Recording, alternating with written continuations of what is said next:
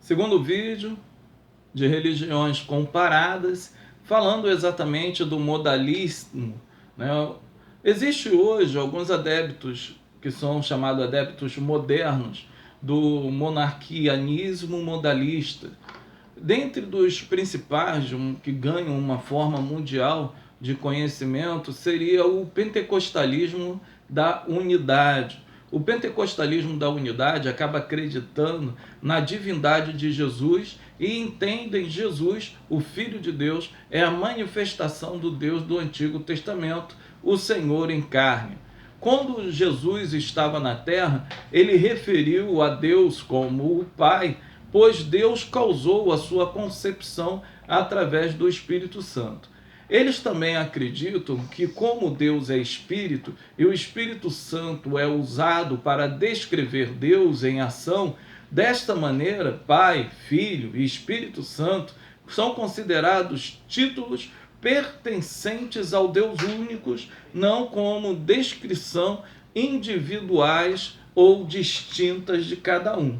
Então, dentro dessa teologia do pentecostalismo da unidade, acaba se formando outras variações de igrejas que no próximo capítulo elas acabam sendo relacionadas. Exemplo, Voz da Verdade, né? Voz da Verdade, o pastor Manassés chamava ela carinhosamente de Voz da Mentira.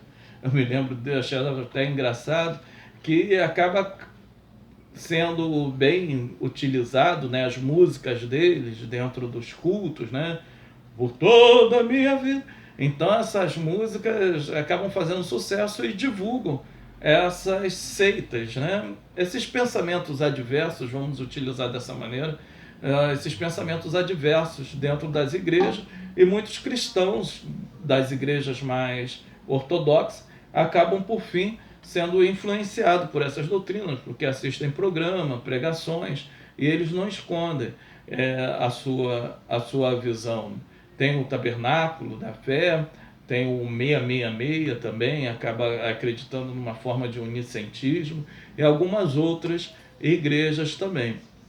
O que a gente tem de compreender é que dentro dessa perspectiva, dentro do modalismo, ele acaba trazendo o Pai, o Filho e o Espírito Santo, que são apenas títulos que são mantidos. Os pentecostais da unidade, que é os que começaram a propagar esta teoria, eles acreditam que acaba se cumprindo o mandamento de Jesus em Mateus 28, 19, de batizar em nome do Pai, do Filho e do Espírito Santo, como Jesus seja o nome da salvação. Como isso tem também uma briga exegética ou hermenêutica, seria melhor hermenêutica do que exegética, porque quando você lê o livro de Atos dos Apóstolos, eu passo isso até de exercício, não valendo, mas um exercício de aumentar, né, a agucidade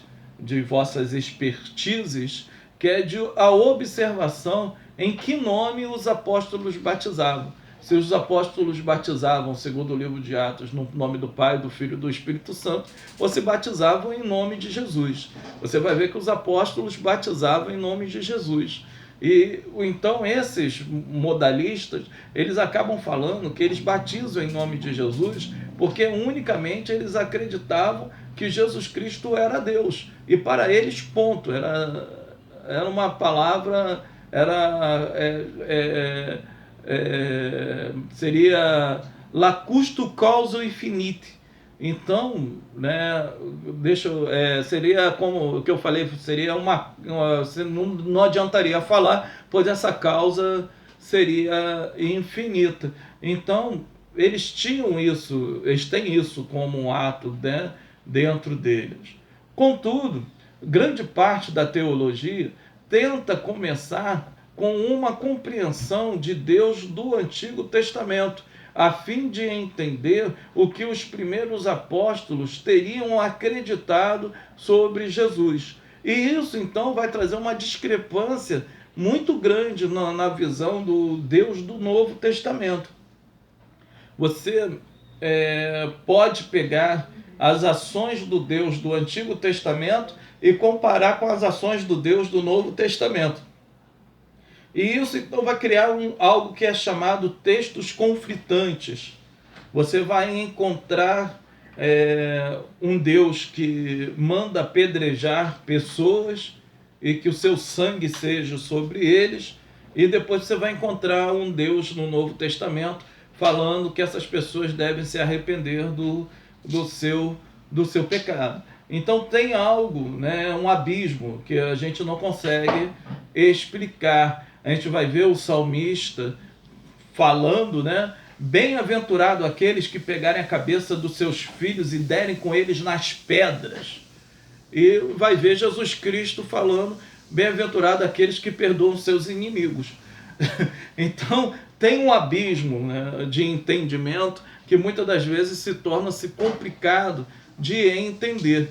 Então esse abismo que é criado dentro da teologia, dentro da parte do modalismo, eles conseguem suprir com a proximidade da igreja, igreja do Oriente vai para o Ocidente, no caso, que é a cultura ocidental, que é a cultura helenizada. Então eles vão pegar uma categoria de resoluções teológicas, aonde as suas epistemologias estão baldrameadas dentro do platonismo e dentro do pensamento aristotélico. Então isso vai trazer um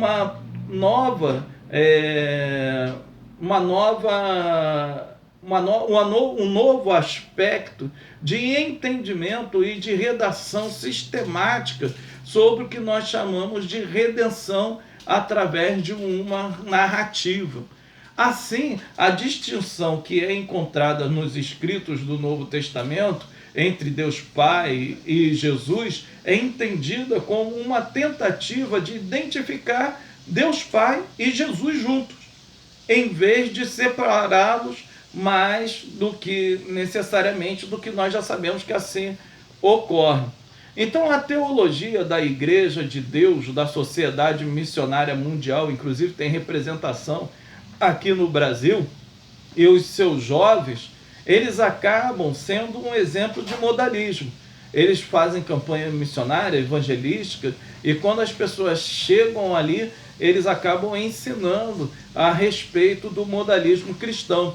Eles acreditam que Deus se refere de forma coerentemente ao Deus Pai em toda a Bíblia. O apóstolo Paulo, escritor de Filipenses e Romanos, segundo a ele, acaba testemunhando que Deus, o Filho Jesus, é Deus da natureza, ou Deus em natureza humana.